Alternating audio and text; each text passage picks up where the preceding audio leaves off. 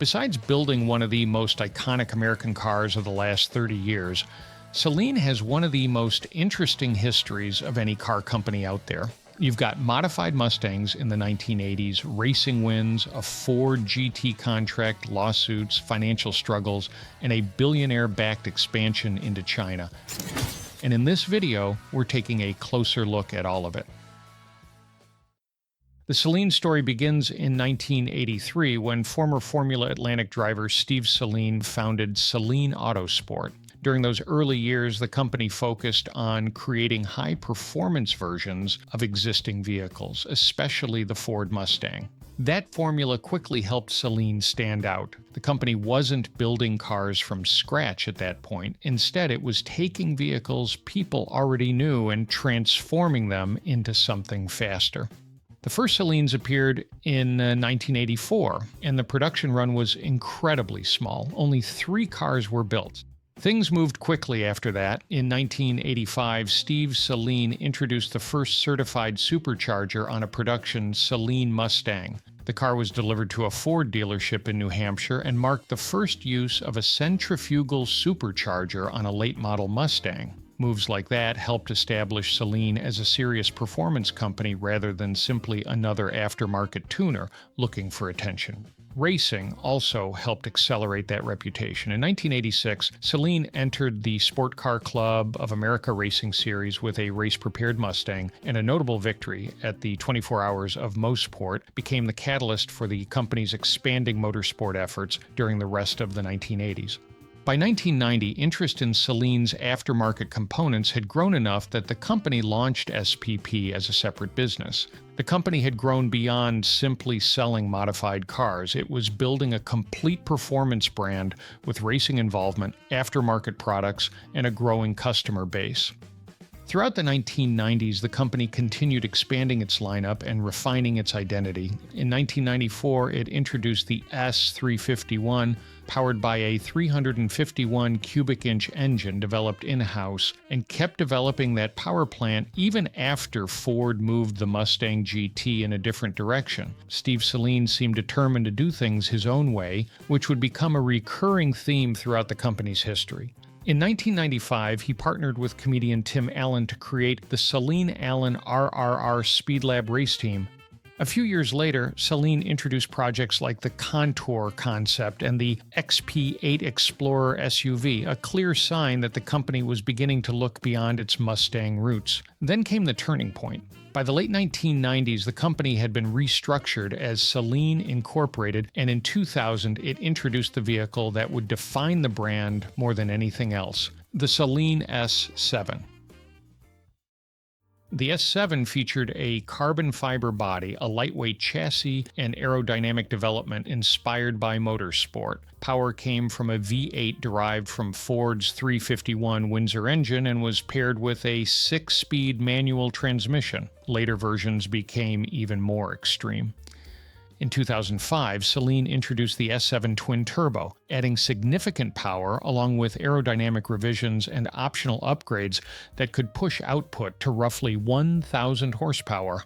At that point, Saleen was no longer trying to prove it belonged in the performance conversation. It had already forced its way into the room. The S7 quickly found success beyond the street. Its racing counterpart, the S7R, competed between 2000 and 2007 and earned victories and championships in major endurance racing series. In 2001, Saleen moved into a new 100,000 square foot facility in Irvine, California. The following year brought one of the biggest opportunities in the company's history when Ford selected Saleen to handle assembly and paint work for the Ford GT.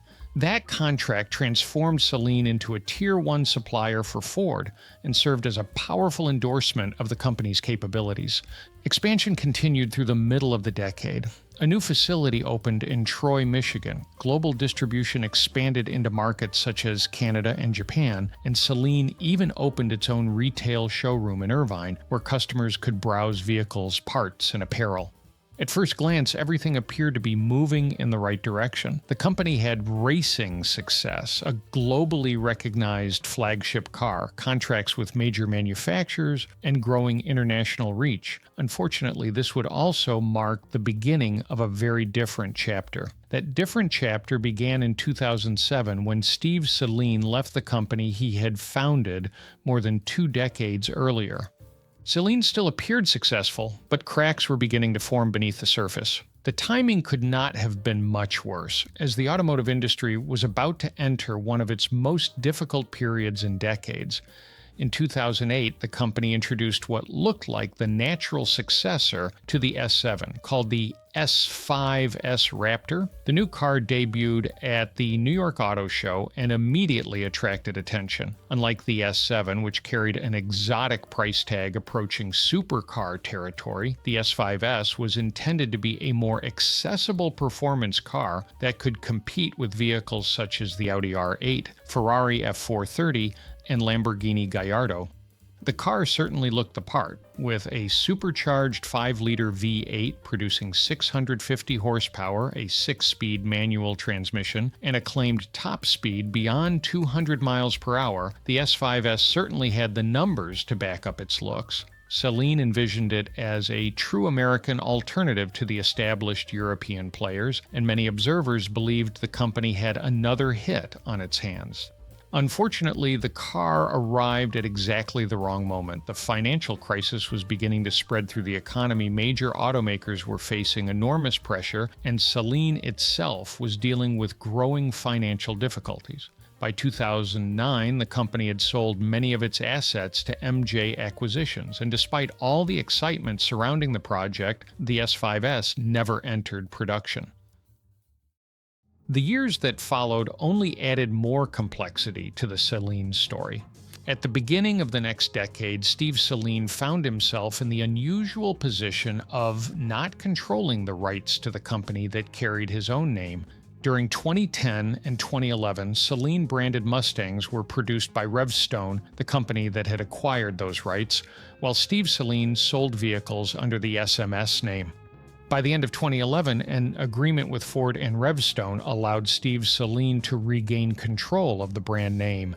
For a moment, it appeared as though the company might be entering a new period of stability. Saleen became publicly traded in 2013 through a reverse merger, and plans were announced to consolidate operations, manufacturing, development, and paint facilities onto a Southern California campus. The company expanded distribution efforts and even introduced an all-electric performance version of the Tesla Model S called the 416.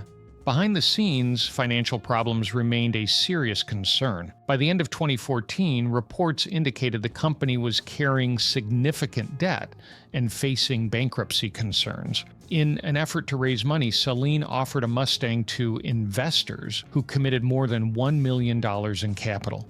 Signs of strain became increasingly difficult to ignore. In 2016, 2 Ford dealerships publicly voiced frustration over delayed Saleen Mustang deliveries. One dealership in Texas filed a lawsuit alleging breach of contract and fraud after receiving cars months late and missing thousands of dollars worth of promised modifications. Another dealership in Tennessee spent more than a year waiting for a vehicle that seemingly vanished somewhere between California and its destination. The Tennessee dealer's general manager openly admitted that he had no idea where the car was and joked about flying across the country to search for it himself. As far as automotive problems go, missing Mustang is probably not a phrase any performance company wants associated with its business. Steve Saleen responded by saying demand for the cars was extremely strong and described the lawsuit as somewhat frivolous, but he acknowledged that the company needed additional capital. That need for funding would soon play a major role in one of the most controversial decisions in the company's history.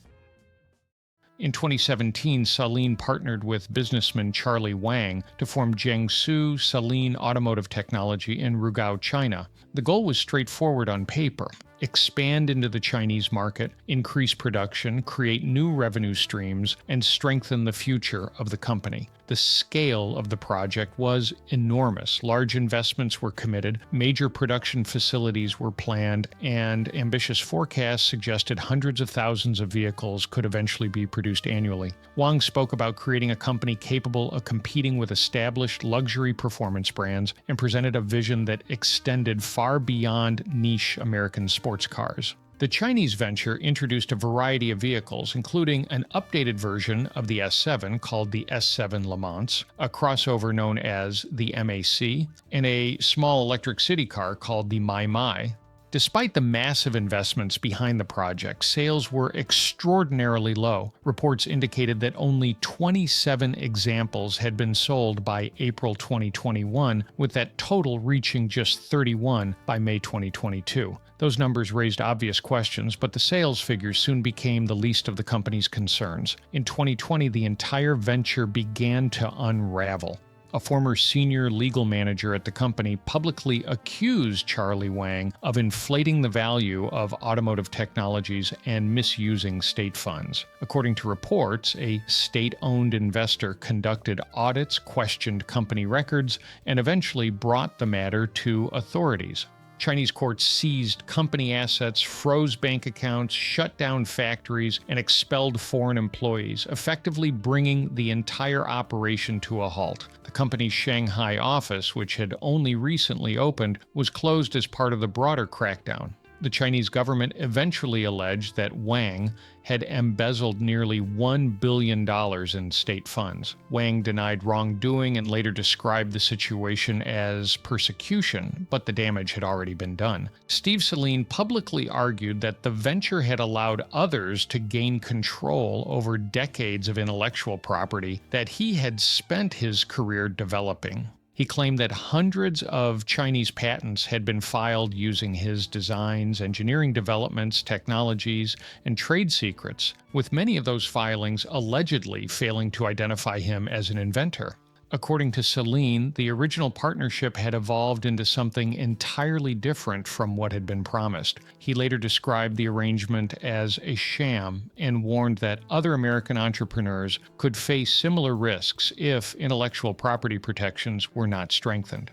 By this point, the dream of transforming Saleen into a major force in the Chinese market had completely collapsed. For a while, it wasn't entirely clear what the future held for Saleen. The fallout from the Chinese venture had left the company facing yet another difficult chapter. But Saleen managed to keep moving forward. The company celebrated its 40th anniversary in 2023 with a special SA40 model based on the Mustang, and continues to offer modified versions of vehicles such as the Bronco, Ford F-150, and of course the Mustang.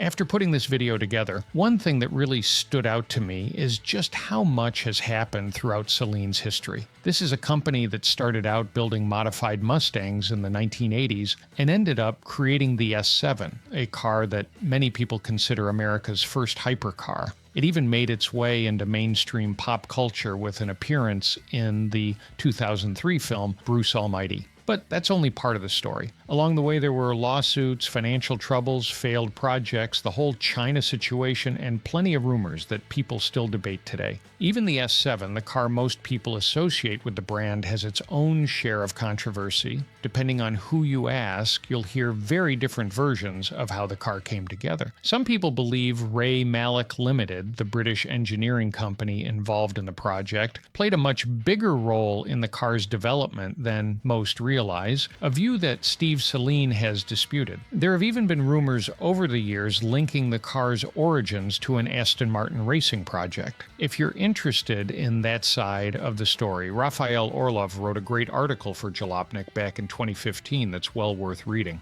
So, if I had to sum up Saleen in just a couple of sentences, I'd say this. The company has one of the most interesting histories you'll find in the automotive world, and every time you think you got the full story, another twist seems to appear.